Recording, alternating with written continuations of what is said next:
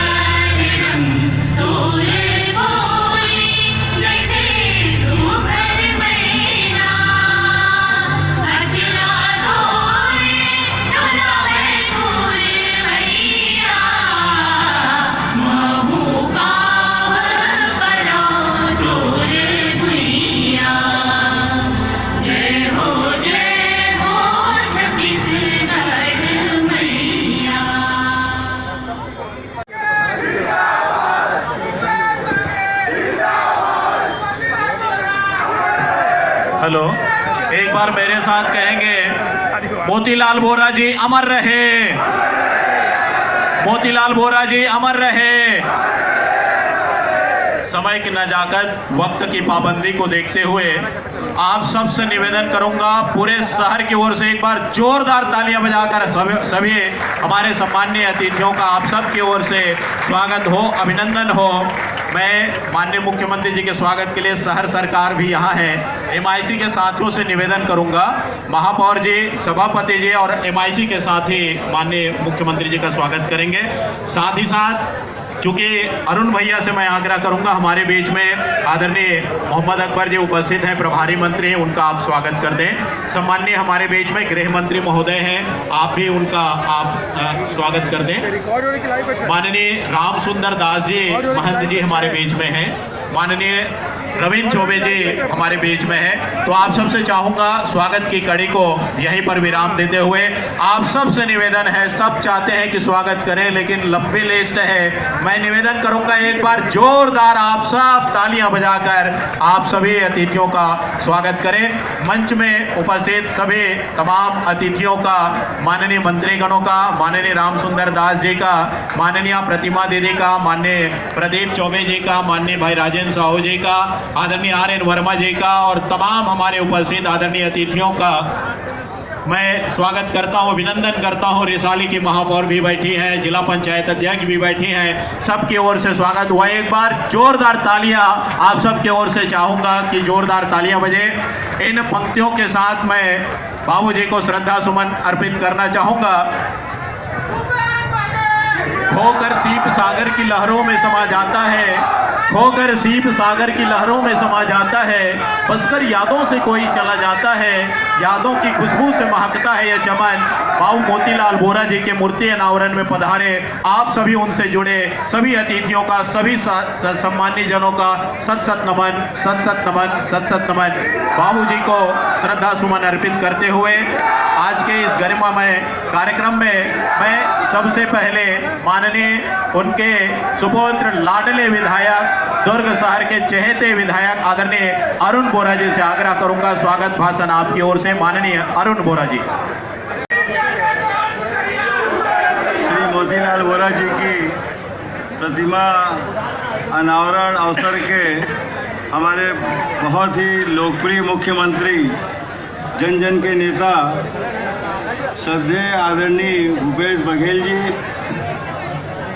अनावरण समारोह में हमारे बीच में उपस्थित हैं। प्रदेश के बहुत ही वरिष्ठ मंत्री आदरणीय श्री ताम्रध्वज साहू जी, आदरणीय श्री रवीन चौबे जी, हमारे प्रभारी मंत्री आदरणीय श्री मोहम्मद अकबर जी, महंत श्याम सुंदर दास जी, प्रतिमा चंद्राकर जी और प्रदेश के बहुत ही वरिष्ठ नेता आदरणीय प्रदीप चौबे जी, नवीन वोरा जी, हमारे RN वर्मा जी, राजेश यादव जी, लक्ष्मण चंद्राकर जी, राजेश साहू जी, शंकरलाल जी ताम्रका, गणेश पाटिला जी, सुभाष शर्मा जी, राजीव वोरा जी, संजय रुंका जी, महापौर श्री धीरज बाखरीवाल जी।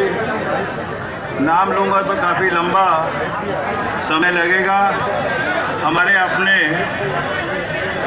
दुर्ग परिवार के सभी हमारे सम्मानित सदस्यगण, यह हम सब के लिए बहुत ही गौरव की बात है।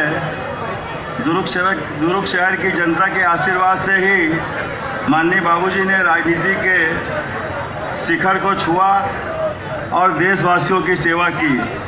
उन्होंने कभी भी राजनीति नहीं की, बल्कि एक आत्मीय और पारिवारिक संबंध बनाया, जिसके प्रमाण आप सब लोग हैं। उनकी कर्मठता, कार्य के प्रति जवाबदेही सदैव हम सब के लिए प्रेरणा स्रोत रही है। मैं माननीय मुख्यमंत्री श्री भूपेश बघेल जी का हृदय से धन्यवाद देता हूं। उन्होंने शहर की जन भावनाओं के अनुरूप बाबूजी की स्मृति को सहेजते हुए उनकी प्रतिमा की स्थापना करवाने की पहल की। मेरे लिए यह अत्यंत ही भावनात्मक क्षण है। पूज्य बाबूजी ने हमेशा दुर्ग शहर को अपना परिवार समझा और शहरवासियों ने कभी वोरा परिवार को अपने से अलग नहीं माना। ये मेरा सौभाग्य है कि आदरणीय बाबूजी के आशीर्वाद से दुर्ग शहर निरंतर प्रगति के पथ पर अग्रसर होता रहा और हमारे दुर्ग शहर के मतदाताओं का उसमें बहुत बड़ा योगदान रहा। मैं तो हमेशा इस बात को कहता हूँ कि दुर्ग वासियों के ऋण को हम वोरा परिवार कभी भुला नहीं पाएगा, क्योंकि एक पत्रकार से मोतीलाल वोरा जी ने अपनी यात्रा प्रारंभ की और राजनीति की, प्रदेश की और देश की राजनीति की ऊंचाइयों को उन्होंने छुआ। गांधी परिवार के सबसे निकटतम सदस्य हुए रहे। श्रीमती इंदिरा गांधी जी, श्री राजीव गांधी जी, श्रीमती सोनिया गांधी जी, श्री राहुल गांधी जी और प्रियंका गांधी जी के साथ उनका जो संबंध रहा है वो किसी से छिपा हुआ नहीं है। वो उनके परिवार के सदस्य थे। और जब मैं राहुल जी से, प्रियंका जी से, सोनिया जी से मिला तो उन्होंने मुझसे एक ही बात कहा कि आपके बाबूजी को हम कभी भुला नहीं पाएंगे। जिस ढंग से जिस निस्वार्थ भाव से और अपनेपन से और कांग्रेस पार्टी की उन्होंने जो सेवा की है वह हमारे लिए हमेशा अविस्मरणीय रहेगी। बाबूजी की शिक्षा और जन सेवा की विरासत को लेकर चलने का प्रयास हमने किया है और लगातार शहर के लोगों की सेवा की है। और मैं इस बात का संकल्प लेता हूं कि बाबूजी ने पूरे ज़िंदगी भर कभी भी अपने लिए कोई कार्य नहीं किया। वो जनता के लिए थे, जनता के साथ रहे और जनता के साथ ही उन्होंने जो संबंध निभाया, मैं भी उस रास्ते पर चलने का प्रयास करता हूं। और मैं इस बात को यहाँ आप सबके सामने बताना चाहता हूँ कि जब बाबूजी को अस्पताल में दाखिल किया गया तो उनका जन्मदिन था। मैंने कहा कि भूपेश बघेल जी आपसे बात करना चाहते हैं, तो उन्होंने कहा कि मुझे उनसे बात कराइए। तो तुरंत मैंने बाबूजी से भूपेश बघेल जी की बात करवाई और ताम्रध्वज साहू जी भी थे, उन्होंने भी बात की। और हॉस्पिटल के बिस्तर पर उन्होंने भूपेश बघेल जी से कहा कि आप बहुत अच्छा काम कर रहे हैं, बहुत अच्छी सेवा कर रहे हैं, आप प्रदेश की और देश की राजनीति को ऊंचाइयों को छुए और छत्तीसगढ़ का मान सम्मान आप बढ़ाइए। ये बात बाबूजी ने कही थी। उस समय मैं उनके पास ही खड़ा था और मुझे कहने में खुशी होती है। और मैं अक्सर कहता हूँ मंच में कि जिस तरीके से बाबूजी ने निस्वार्थ भाव से सेवा की, सबको अपना माना और कभी भी उन्होंने लोगों से दूरी नहीं बनाई, ठीक उसी और मेहनत में उन्होंने कभी कमी नहीं की। जो भी जिम्मेदारी उनको दी गई उस जिम्मेदारी का निर्वहन उन्होंने बहुत ही समर्पण भाव से किया और वही छवि मुझे भूपेश बघेल जी में दिखलाई देती है। मैं भूपेश बघेल जी के साथ युवक कांग्रेस का अध्यक्ष था और उनके साथ प्रदेश कांग्रेस कमेटी के जब वो अध्यक्ष थे तब भी मैंने उनके संघर्ष को देखा है और मुख्यमंत्री के रूप में उन्होंने जो कर दिखलाया है इसकी कल्पना शायद किसी ने नहीं की थी। पौने 5 साल में उन्होंने प्रदेश को जो उन्होंने अपनी कार्यशैली से अवगत कराया है, मैं नहीं समझता कि भूपेश बघेल जी के सामने किसी का कोई चेहरा है। और भूपेश बघेल जी हमारे नेता रहे। ये सब बात मैं दिल से कह रहा हूँ और बाबूजी के सामने कह रहा हूँ और ये बात मैं हमेशा कहता हूँ और दिल से कहता हूँ, निश्चल भाव से कहता हूँ कि भूपेश बघेल जी ही का कोई विकल्प नहीं है। वही हमारे नेता हैं और आने वाले कई वर्षों तक हमको उनका नेतृत्व मिलेगा। ऐसा प्रार्थना मैं भगवान से भी करता हूँ और बाबूजी से भी करता हूँ कि उनको आशीर्वाद देते रहें कि भूपेश बघेल जी पूरी ताकत के साथ, पूरी जिम्मेदारी के साथ इस प्रदेश की सेवा करते रहें। उन्होंने जो कार्य किया है वो हमेशा अतुलनीय और अविस्मरणीय रहेगा। जिस तरीके से बाबूजी ने सेवा की, भूपेश बघेल जी लगातार उस काम को कर रहे हैं। आज एक बार पुनः उनकी प्रतिमा के समक्ष ये कहना चाहता हूँ कि दुर्ग की जनता और कांग्रेस जन मेरे लिए हमेशा पूजनीय रहेंगे। वह उनकी सेवा संपूर्ण समर्पण के साथ करना ही मेरा लक्ष्य है और मैं जब तक जीवित रहूँगा मैंने इस बात का संकल्प लिया, चाहे पद में रहें न रहें, लेकिन दुर्ग वासियों का साथ हमने कभी नहीं छोड़ा। मैं 6 चुनाव लड़ा, उसमें मुझे सफलता भी मिली, असफलता भी मिली, लेकिन असफल होने के बाद भी मैं दुर्ग वासियों के साथ जुड़ा रहा और आपने भी एक परिवार की भांति मुझे अपने आप से जोड़े रखा। भाऊजी ने जो कहा था राज्यसभा में अंतिम जब उनका भाषण था, पद आते हैं और चले जाते हैं और पद आने जाने के बाद में आदमी को हमेशा विनम्र रहना चाहिए। तो इस बात को मैंने अपने जीवन का मूल मंत्र बनाया है और बघेल जी पद पर रहते हुए भी, चाहे वो पहले भी थे आज भी हैं, मैं बाबूजी की तुलना भूपेश बघेल जी से इसलिए करता हूँ कि मैंने बहुत करीबी से बाबूजी को भी देखा है, वो तो मेरे पिता थे, और भूपेश बघेल जी को भी देखा है। मैं ऐसा नहीं कि भूपेश बघेल जी की तारीफ के पुल बांध रहा हूँ, मैं अपने दिल से कह रहा हूँ और सार्वजनिक रूप से कहता हूँ कि भूपेश बघेल जी ने जो कार्य करके दिखलाया है वह कार्य आप सबके सामने है। आज ऐतिहासिक दिन है। अभी थोड़ी देर पहले ही मुख्यमंत्री जी ने शहीद वीर नारायण सिंह जी की प्रतिमा का अनावरण किया और आज बाबूजी की प्रतिमा का अनावरण उनके कर कमलों के द्वारा आज संपन्न हुआ। मैं उनके प्रति हृदय से आभार मानता हूं और बहुत बहुत धन्यवाद देता हूं दिल से। उन्होंने कभी भी दुर्ग के विकास में जब भी हमने बात कही, मैं बहुत ज़्यादा लंबा नहीं बोलूँगा, विधानसभा में जब हम लोग विपक्ष में थे तो मैं बोला करता था तत्कालीन मुख्यमंत्री से, भारतीय जनता पार्टी का शासनकाल था, कि आप रायपुर और राजनांदगांव का तो विकास कर रहे हैं लेकिन प्रदेश के अन्य शहरों का और दुर्ग का विकास आप के सामने बिल्कुल शून्य है। तब भूपेश बघेल जी ने मुझसे कहा कि हमारी सरकार आने वाली है, आप चिंता मत करिए, जैसे ही हमारी सरकार आएगी हम दुर्ग के विकास के लिए कोई कमी नहीं करेंगे। आज ये आप सड़क देख रहे हैं, आप आज जो भी दुर्ग में आता है वो इस बात को देखता है कि इतनी अच्छी सड़क, लगभग 64 करोड़ रुपए उन्होंने स्वीकृत किए। हम लोगों ने निवेदन किया उनसे, रामदास साहू जी से, भूपेश बघेल जी ने जो काम हमने मांगे उन कामों को उन्होंने दिया है। लगभग 400 करोड़ के काम भूपेश बघेल जी के मुख्यमंत्रित्व काल में हमको मिले। पहले समय मोतीलाल वोरा जी के समय था, उन्होंने किया। समय, आवश्यकता और प्राथमिकताएँ बढ़ती है, उसके आधार पर उन्होंने हमको कभी निराश नहीं किया, दुर्ग वासियों को कभी निराश नहीं किया। हम तो भगवान से प्रार्थना करते हैं इस चुनाव में आप भारी बहुमत से, क्योंकि हम जीतेंगे भी। रविंद्र चौबे जी हमेशा इस बात को कहते हैं कि इस बार हम लोग 75 पार होंगे और होंगे। पूरे प्रदेश में जो उत्साह की लहर हमको दिखलाई देती है। अभी जो भरोसे का सम्मेलन हो रहा है, मेरे को तो 2 जगह जाने का अवसर मिला। कल मैं जांजगीर गया था और पाटन में भी गया था। जो उत्साह लोगों को देखने को मिलता है वो अपने आप में एक हमारी सरकार की बहुत बड़ी उपलब्धि है। मैं इन्हीं शब्दों के साथ आदरणीय बघेल जी को धन्यवाद देता हूँ और बाबूजी के साथ इस जिले में जिनसे उनका गहरा लगाव और आत्मीय संबंध रहा, चंदूलाल चंद्राकर जी, वासुदेव चंद्राकर जी, सरजय देवी प्रसाद चौबे जी, प्रदीप चौबे जी, लक्ष्मण चंद्राकर जी, प्रतिमा चंद्राकर जी, भूपेश बघेल जी, इनका जो संबंध रहा है वो अपने आप में एक अटूट संबंध रहा है। उस रिश्ते को आगे बढ़ाने की जिम्मेदारी हम सब लोगों की है और हम लोग उस जिम्मेदारी को पूरी तरीके से निभाएंगे।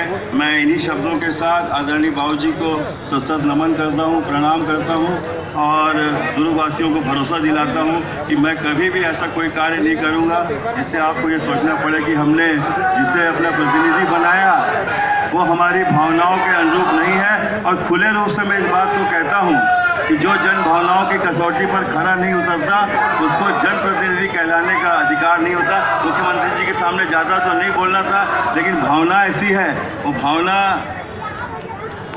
शब्दों में दिल से बाहर आ गई है। अन्यथा मैं बहुत कम भाषण देता हूँ। इन्हीं शब्दों के साथ मैं आप सबको बहुत बहुत प्रणाम करता हूँ। धन्यवाद। जय हिंद, जय छत्तीसगढ़। बोलो छत्तीसगढ़ माता की। दुर्ग के गणमान्य नागरिकगण, अधिकारी कर्मचारीगण, इलेक्ट्रॉनिक मीडिया, प्रिंट मीडिया के साथी मिल, माननीय बाबूजी के विषय में कम समय में कम शब्द में बहुत कुछ नहीं बोले जा सके। मोर ऐसे मानना है कि बाबूजी एक पाठशाला है और वहाँ जतका जन जुड़े हैं सब सीखे के प्रवृत्ति लेके जुड़े जन रीस होई तेन जरूर सीखे हो। सन 67 में साइंस कॉलेज से हम निकले, 67 से 70 अभी हमन चर्चा करत रहे पहुआर हमें 70 से 74 बाहर। बाबूजी 72 में विधायक बन गए, 74 में मैं अपन गांव आए पहुआरा, तब 75 में बाबूजी के संपर्क, माने आज से 45, 47, 48 साल पहली सन 75 में बाबूजी के संपर्क में आए के अवसर मिलिस। मोर गाँव दुर्ग विधानसभा के गांव। प्रारंभ में सब दुर्ग के आदमी मन, सब नया लड़का मन बहुत सारा चीज़ नहीं जानी, स्कूटर से दौरा करे अपन विधानसभा क्षेत्र। वो समय दुर्ग विधानसभा क्षेत्र काफ़ी बड़े हुए, जे साडा के एरिया रहा, जे वैशाली नगर है करीब करीब, और ग्रामीण अंचल पूरा, शहर पूरा, ये दुर्ग विधानसभा। और नियमित रूप से सुबह वो निकले स्कूटर से, घूम के 1-2 बजे आए, और आए के बाद ओकर नेता हर चीज़ ओकर सीखे के, स्कूटर चला के खुद ऑफिस मन में जाए।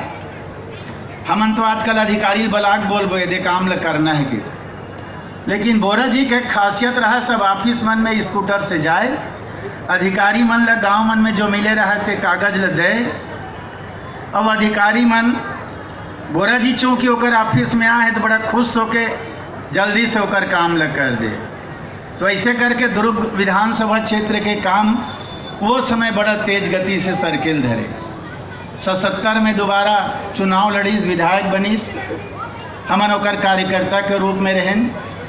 पहला लाइन रामन उजलाल जी यादव, स्वर्गीय भजन सिंह निरंकारी, शंकर लाल ताम्रकार, राधेश्याम शर्मा, एमन पहली लाइन वाले रहे। सेकेंड लाइन वाले और रहा रुंगटा जी वगैरह, नथु राठी सब हमें। हमन तीसरा लाइन वाले रहन, बहुत छोटे रहन, नीचे रहन, लेकिन सबसे ज़्यादा करीबी हम ही मन रहन। हमन ला ज़्यादा खाए पियल मिले। घर में जान तो माता जी बैठे हैं, माल कहा साहू जी आए मिठाई निकालो की।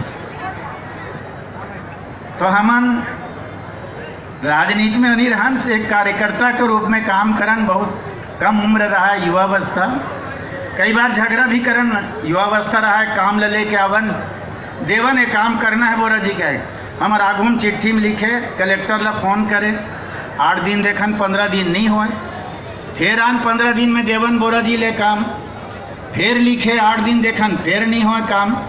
तो तीसरा बेर आन तो जब हम युवावस्था रहा है, खिसियाती बोले न एक दिन बोरा जी ला, का बोरा जी 3 गाँव हो गए देवत, नहीं करूँ कि देना, माने ऐसे शब्द हमार मन। लेकिन प्यार से बाद में जब समझाए ओकर एक एक बात सीखे के लिए, मैं आज भी कांग्रेस भवन में पिछले बार बोले रहे हमन बैठन, तो हमन मोला एक दिन समझाइस, देखो ताम्रध्वज आप मन सुनना होकर बात, दुख का समय रहे तो मिल बांट के काटना चाहिए, सुख का समय रहे तो मिल बांट के भोगना चाहिए। ये बोरा जी का वर्डिंग, कितना बड़े विचार। दुख का समय रहे तो मिल बांट के काटना चाहिए, दुख हल्का हो जाता। और सुख का समय है तो मिल बांट के भोगना चाहिए। और जब मुख्यमंत्री बनी बोरा जी ना, तो दुर्ग में लाल बत्ती के काफिला चालू हो गए। सुख के समय में कौन कौन लका का पद नहीं बांटी सो ही दुर्ग में। माननीय मुख्यमंत्री जी भूपेश बघेल जी मोल एक दिन कहा रही, बोरा जी लाल बत्ती अबड़ कैसे बांटे रही बता होते हैं ऐसे। तो हम माने बोरा जी के काम करे के एक तौर तरीका, घमंड अभिमान से कोसों दूर, कतको आवेश में बोलना है आदमी और कर सामने में, लेकिन गुस्सा कभू झलके नहीं। कभी गुस्सा में हमन नहीं देखें, पूरा जीवन साथ में होकर 45-46 साल गुजारें, लेकिन कभी गुस्सा नहीं देखें। एक बार बड़े घटना, चंदूलाल चंद्राकर जी के लोकसभा टिकट नहीं मिली, माननीय बोरा जी टिकट मिल गए। चुनाव प्रचार चालू हो गए, वॉल राइटिंग फ्लैक्स लिखा गए, शायद बिरला तरफ के दौरा में रही सत्ता फिर होकर टिकट कटी। तो आ गए, आए के बाद यहाँ घर में सब सकला गए, बेइज्जती हो रहा है। राजीव गांधी के पास चलो, वापस टिकट चाहिए, ओ दे भीड़ मोहन नगर में। तो तय हो नहीं जाऊँ कि बोरा जी बहुत की जाग तय हो गई। रविंद्र भाई बैठे है वह गेरी से, रविंद्र चौबे की, भजन सिंह निरंकारी, रविंद्र चौबे में सब हम दिल्ली गए, राजीव गांधी में मिले बर। बोरा जी फ़ोन कर इस टाइम मिल गए और राजीव जी तो एक लाइन बोली, वापस हो गए, टिकट वापस मिलिस नहीं। बाहर में आँख हमन बढ़ के निकले बा जात हन का बोरा जी मिलन नहीं दे, गोठियान नहीं दे, ऐसे हमन अपन। बहुत बाद में 8-15 दिन बाद एक दिन बैठे रहे, तो मैं फिर बोरा जी पूछा, अकेला रहा तो मैं पूछ दूँ, इसने थोड़ा उंगली कराऊँ ताकि रहस्य खुले बोरा जी की। तो जब मैं पूछ दूँ का बोरा जी हमन ऐसे नहीं करन दे, हमारे बेइज्जती हो गई ऐसे, तो फिर वो खींच देखो ताम्रध्वज, नेता के प्रति विश्वास बड़ी चीज़। मैं जिद करता अगर राजीव जी के पास कि साहब बेइज्जती हो रही है, मुझको टिकट चाहिए, तो मुझे पूरा विश्वास था कि राजीव जी फिर से चंदूलाल जी टिकट काट के मुझको देते, लेकिन मुझे टिकट मिल जाती, पर मेरे नेता का अपमान होता और मैं अपने नेता राजीव जी कैसे अपमान करना देता। अतः कितना महान विचार होकर हमन तो कहीं कोना में नहीं लग सकम होता जीवन में। ओकर से ओकर हर चीज़ के हर घटनाक्रम ले देखो सुनो तो एक से एक बार शादी होता रहा है, कहते बहिनी खरे छोटे मंजली याद नहीं आते। और वो पीसीसी वहाँ एक भोपाल में कोई कांड आगे तुरंत बुलाओ, विदा नहीं हो पा रही से बोरा जी फिएट पकड़ के सीधा रवाना, माने घर में बेटी की विदा नहीं हो है और रवाना हो गया अपन काम के प्रति जिम्मेदारी के बात करस। नहीं तुमन हमान होते हैं तो ले ना 2 घंटा बाद आवो, अभी बेटी की विदा नहीं करें। एक से एक किस्सा बोरा जी के साथ, और हर किस्सा हर चीज़ सीखे के लिए। तो बहुत, चूँकि आज सवेरे 10 बजे से निकले हैं मुख्यमंत्री जी के साथ, कल 15 अगस्त भी है, सवेरे से कार्यक्रम है, बहुत ज़्यादा नहीं।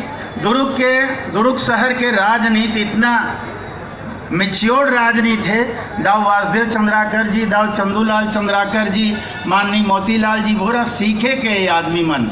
वासुदेव चंद्राकर जी, बोरा जी रहा मुख्यमंत्री, आज एक स्टेटमेंट देतीस, बोरा जी का अगेंस्ट में स्टेटमेंट दे ऐसे लागे हमन कहान अब दोनों के नहीं बने। और बिहनिया बोरा जी घर जान तो वासुदेव दाव होकर बाजू में बैठे मिले रहा है। माने ऐसे राजनीति हमारे दुर्ग जिला की इतना परिपक्वता हमारे वासुदेव दाव, चंदूलाल जी, बोरा। स्वतंत्रता दिवस के पूर्व संध्या में हम सब एकत्रित हुए हैं और आदरणीय मोतीलाल बोरा जी का बहुत ही भव्य आदम का मूर्ति का अनावरण, और इस अवसर में पूरे परिवार के सदस्य, माता जी भी हैं, दीदी लोग भी हैं, परिवार के अन्य सदस्य भी हैं, सबको मैं प्रणाम करता हूं। और साथ ही आदरणीय बड़े भैया ताम्रध्वज साहू जी, आदरणीय रवि चौबे जी, आदरणीय मोहम्मद अकबर जी, आदरणीय महंत राम सुंदरदास जी, आदरणीय भाई अरुण जी, भाई आदरणीय प्रदीप चौबे जी, आदरणीय राधेश्याम शर्मा जी, लक्ष्मण चंद्राकर जी, आर्यन वर्मा जी, गया पटेल जी। अब बोरा जी साथियों का नाम लो तो एक शुरू करो तो पूरा लाइन आ जाता है, क्योंकि रोज़ पेपर में वही देखते थे। बोरा जी के रेलवे स्टेशन छोड़ने ये लोग गए तो वो नाम पूरा याद है। तो वो सब साथी लोग हैं यहाँ, बहुत सारे बदरुद्दीन कुरैशी जी, तुलसी साहू जी, आदरणीय धनेश पटला जी, हमारे महापौर और लाइन से सभी महापौर यहाँ उपस्थित हैं, दुर्ग के, भिलाई के, वैशाली के, चरौदा के सभी महापौरगण उपस्थित, सभी पार्षदगण, सभी अतिथिगण जो बोरा जी से जुड़े हुए सब साथी और दुर्ग के बहुत ही सम्मानित नागरिक भाइयों बहनों, युवा साथियों, प्यारे बच्चों और पत्रकार मित्रों। बोरा जी ऐसे शख्स थे जिसकी तुलना किसी से नहीं की जा सकती। वो अकेले थे। उनके काम करने के तौर तरीके, उनकी अपनी विशिष्ट शैली जो अन्य लोगों से वो अलग पहचान दिलाती रही है। आज के समय हम लोग देखते हैं कि दिन भर दौरा किए, देर रात तक के पहुँचे और सुबह फिर कार्यकर्ता घर में ऑफिस में इंतजार कर रहे हैं। लेकिन बोरा जी यदि 4 बजे भी आए तो 8 बजे दरवाज़ा खोल के देखते थे, झांक के देखते थे कि कार्यकर्ता आग बैठा तो नहीं है, कोई नागरिक आग बैठा तो नहीं है मुझसे कोई काम लेके। वो पीढ़ी और थी, चाहे वाजदाओं की बात करें, प्यारे लाल देवचंदन की बात करें, वो सब लोग सुबह से तैयार रहते थे। कई बार हम लोगों को डांट पड़ती थी कि कैसे विधायक हो देर रात तक के, देर सुबह तक के अभी तैयार नहीं हो, कार्यकर्ता घर में बैठे होंगे, इंतजार कर रहे होंगे, अच्छी बात नहीं। बोरा जी कभी किसी को निराश नहीं करते थे, कभी किसी को कटु वचन नहीं करते थे, ऊंची आवाज में बात नहीं करते थे। सुबह से लेके देर रात तक के काम करते थे, लेकिन उनके चेहरे में थकान नहीं दिखती थी। निरंतर वो सक्रिय रहते थे, चाहे उसको विधायक के रूप में आप सब ने देखा है, निगम के उपाध्यक्ष के रूप में देखा है, मंत्री के रूप में, राज्य मंत्री के रूप में देखा, मुख्यमंत्री के रूप में देखा, केंद्रीय स्वास्थ्य मंत्री के रूप में देखा, उत्तर प्रदेश में जैसे बड़े राज्य के राज्यपाल के रूप में आपने देखा, और अंत में सर्वाधिक समय तक के ट्रेजरार की भूमिका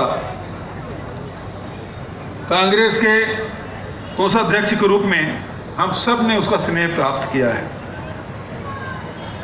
24 अकबर रोड चल दीजिए, कोई ऑफिस में रहे न रहे, कोई पदाधिकारी मिले न मिले, बोरा जी ऑफिस खोलने के साथ वो पहुंचते थे और ऑफिस बंद करके वो बंगले लौटते थे। उस बीच में चाहे उत्तर का कोई जाए, दक्षिण का कोई जाए, पूरब का जाए, पश्चिम का कोई जाए, सब बोरा जी का ऑफिस पहुंचते और जिनसे जितना मदद हो सके वो निरंतर करते थे।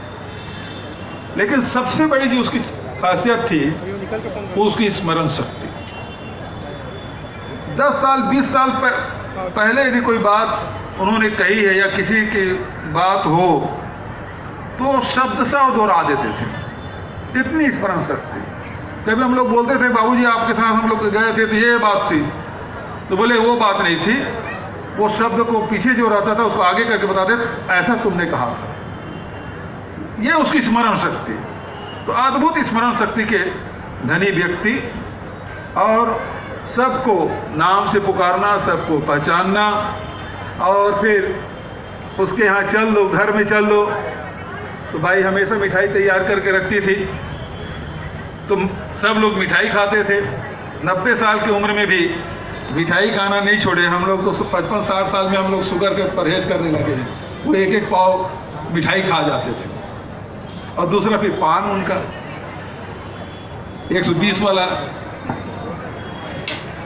पान खूब शौक से खाते भी थे, खिला। प्रतीक चिन्ह भेंट करके सम्मान करेंगे आदरणीय अरुण बोरा जी, आदरणीय धीरज वाकलीवाल जी। चौक तक के ये जो मार्ग है इसे बाबूजी मोतीलाल बोरा जी के नाम करने की मैं घोषणा करता हूँ। इन्हीं शब्दों के साथ आप सबको नमन करते हुए अपने वाणी को विराम देता हूँ। धन्यवाद। जय हिंद, जय छत्तीसगढ़।